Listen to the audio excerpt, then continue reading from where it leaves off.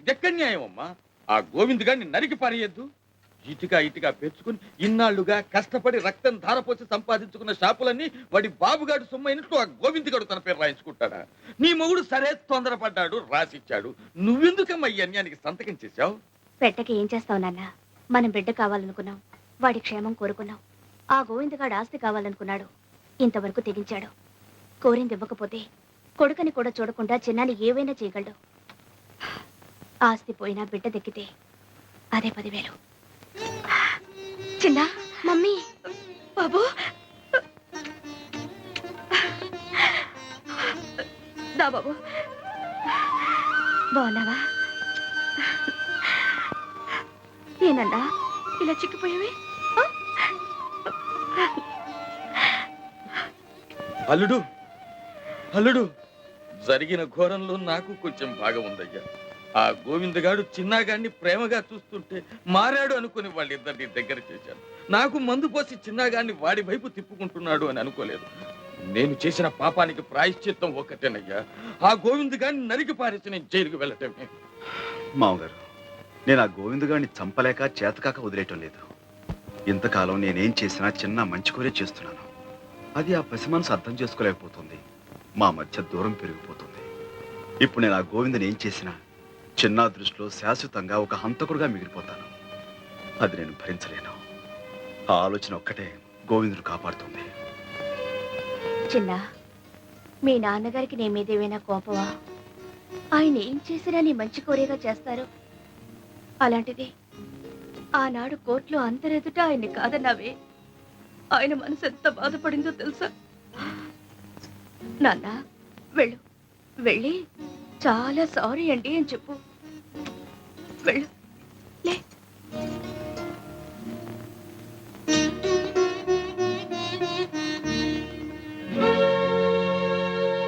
చిన్న,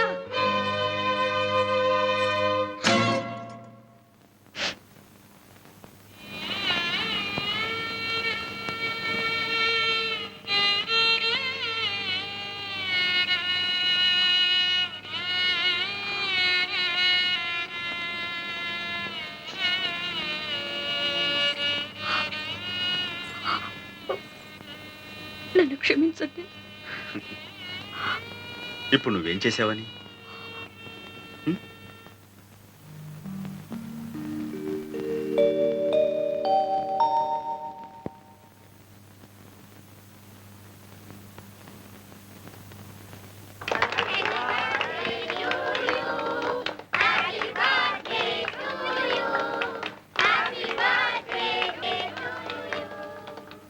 రండి, సినిమా చూస్తూ టిఫిన్ తిందురు కానీ.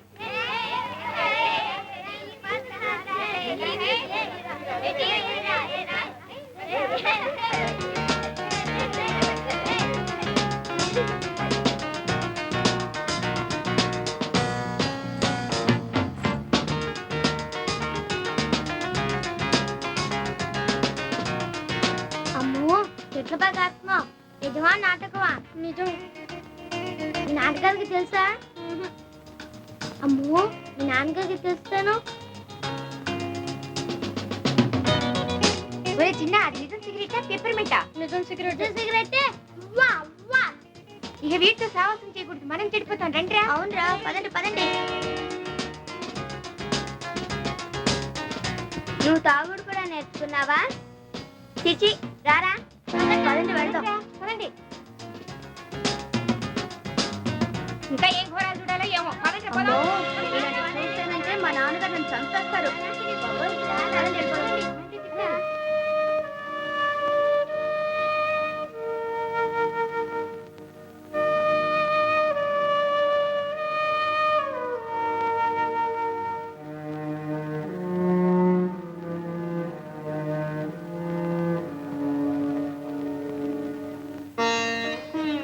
వాళ్ళందరూ నీ ఫ్రెండ్సేనా? అవును.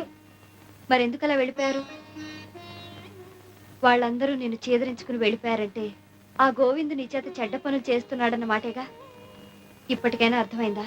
నువ్వు ఎలాంటి నాన్నను కోరుకున్నావు, ఎలాంటి నాన్నను వద్దనుకున్నావు. చిన్న సాంబయ్య నిన్ను తన గుండెల్లో పెట్టుకుని కాపాడుకుంటున్న దేవుడు.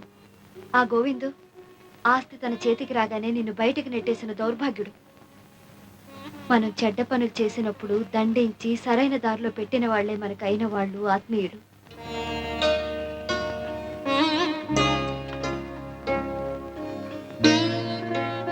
ఇవిగో తాళం చెవులు. ఇందులో ఫ్యాక్టరీవి, షాప్వి, ఇంటివి అన్నీ ఉన్నాయి. మరి ఇల్లు ఇప్పుడు ఖాళీ చేస్తున్నారు? ఈ రోజే వచ్చి స్వాధీనం చేసుకోవచ్చు. నీడనిచ్చే చెట్టు నరికేస్తుంటే ఆ చెట్టు మీద ఉండే పక్షులు కూడా తట్టుకోలేక గోలగోల చేస్తాయి. మరి సాంబయ్య గారికి ఇంత అన్యాయం జరుగుతుంటే మీరంతా చూస్తూ కూర్చుంటారే? డబ్బెవరిస్తే వాళ్లే యజమాని అనుకుంటే మీకు స్విచ్ వేస్తే తిరిగే యంత్రాలకి తేడా ఏమిటి? మేము కేవలం కిరాయి తీసుకునే కూలీలం కాము, శ్రమకు విలువ ఇచ్చే శ్రామికులం అంటారే? అదే నిజమైతే మీ యజమాని కష్టార్జితాన్ని అడ్డంగా దోచేయాలని చూస్తున్న ఆ గోవింద్ మీద తిరగబడండి. మేము మనుషులమే, యంత్రాలం కావని నిరూపించండి.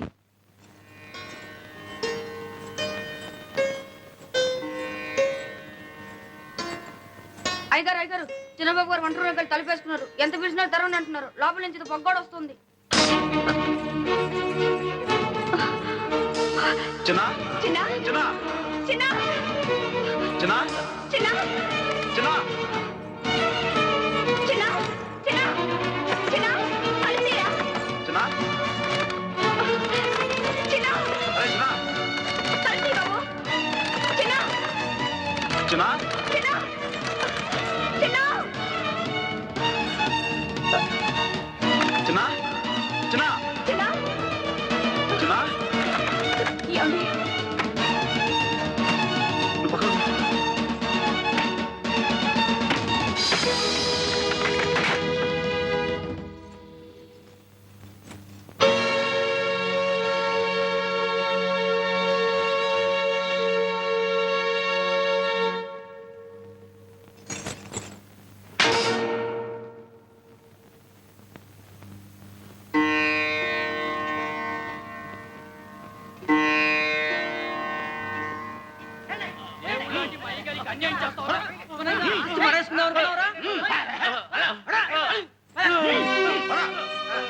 దొంగ రాస్కల్.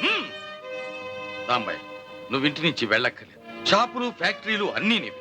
చెప్పరా చెప్పరా దొంగ రాస్కల్. అవును సాంబయ్య, గోవింద్ తను చేసిన తప్పులని ఒప్పుకున్నాడు. చెప్పరా, కాళ్ళ మీద పడి క్షమాపణ చెప్పు. చెట్టును మొదలంటూ నరికేసి ఇప్పుడు నీళ్లు పోసే ఏం ప్రయోజనం? లేదు బావగారు, ఇంతకాలం మంచి చెడు ఆలోచించకుండా డబ్బు కోసం కకృతిపడ్డాను. రక్త సంబంధాన్ని కూడా మరిచిపోయి కసాయి వాళ్ళ ప్రవర్తించాను. చేసిన పాపాలు చాలు. మీరు కష్టపడి సంపాదించిన సొమ్ము నాకు నెత్తురు కూళ్ళాంటిది. వద్దు బాబు, మీ ఆస్తిపాస్తులు మీరే తీసుకోండి. ఇంతకాలం నేనేం కూడబెట్టినా, ఏం సంపాదించినా అంతా వాడి కోసమే. పుచ్చుకోవడానికి, ఇచ్చుకోవడానికి వాడికే సర్వాధికారాలున్నాయి.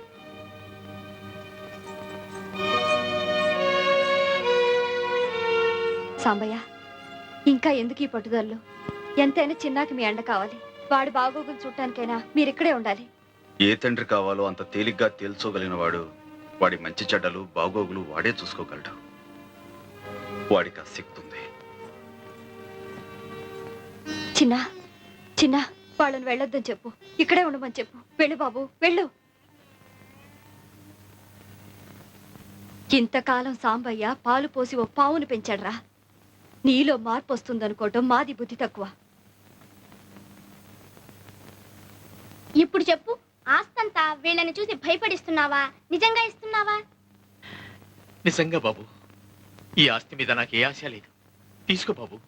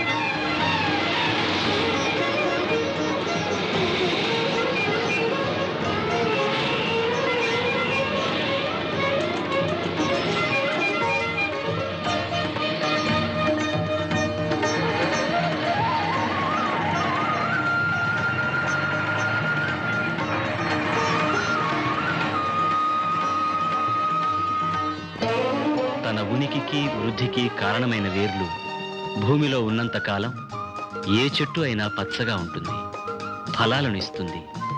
అలాగే తన ప్రగతికి దోహదమైన మూలాన్ని దారిని మరచిపోనంత కాలం ఏ మనిషి జీవితమైనా సుఖమయమవుతుంది, ఆదర్శప్రాయమవుతుంది.